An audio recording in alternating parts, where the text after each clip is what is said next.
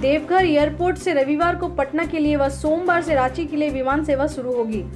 पटना से यात्री बाबा का दर्शन करने के लिए हवाई मार्ग से देवघर पहुंच सकेंगे। यात्रा शुरू होने के एक दिन पहले किराया 3,000 रुपये के आसपास पहुंच गया है।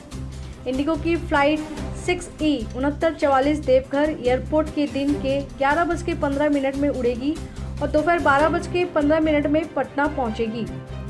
दोपहर 12:35 में पटना से यह विमान उड़ेगी जो दोपहर 1:35 पर देवघर पहुंचेगी। रांची से देवघर आने के लिए इंडिगो की फ्लाइट 6E6964 रांची से दोपहर 3:25 में उड़ेगी जो शाम 4:25 में देवघर एयरपोर्ट पर पहुंचेगी।